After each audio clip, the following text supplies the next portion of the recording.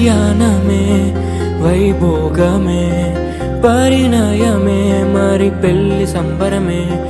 కళ్యాణమే వైభోగమే పరిణయమే మరి పెళ్లి సంబరమే.